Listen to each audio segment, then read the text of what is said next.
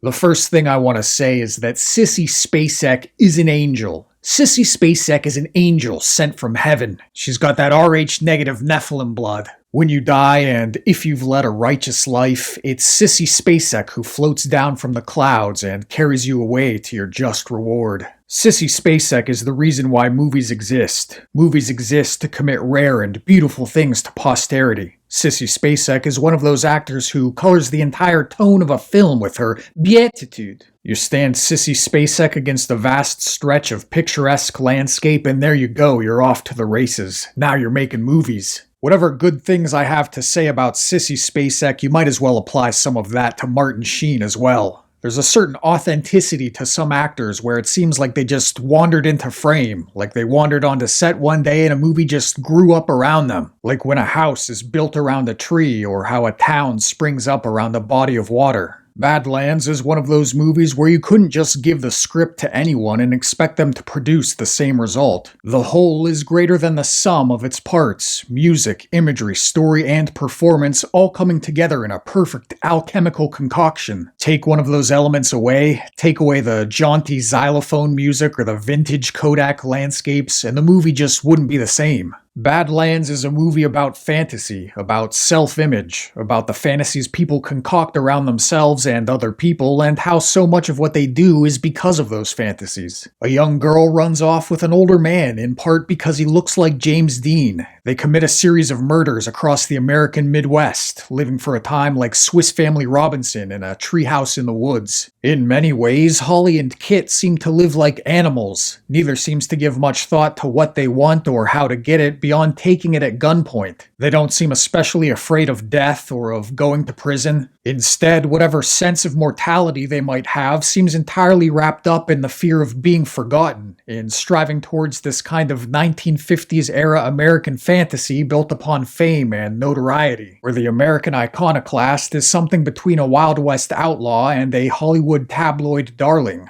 Badlands takes place during the dawn of a new frontier in mass media, where a television in every home and a newsstand on every corner gave the public a glimpse into the glamorous private lives of the rich and famous. A chance for people like Holly and Kit to imagine themselves a shadow of Bonnie and Clyde, a shade of Frank Sinatra and Ava Gardner. It's a lead up to, or a premonition of, our relationship with media today, where everything, if it's at all meaningful or important, must of course be commemorated. Kit uses rocks to mark important events. He records snippets of wisdom he's accumulated throughout his life. As Kit's friend Cato is about to die, he studies himself in the mirror as if to see what a dying man looks like. Later, Kit fixes his hair in the rearview mirror just before giving himself up to the police. There's a sense of people creating themselves according to their own self-image, trying to wrench some sort of meaning from otherwise inscrutable chaos. And that's sort of the magic of Badlands, and even film in general, is combining a handful of sometimes disparate elements to create something new, with new meaning, something truthful and good.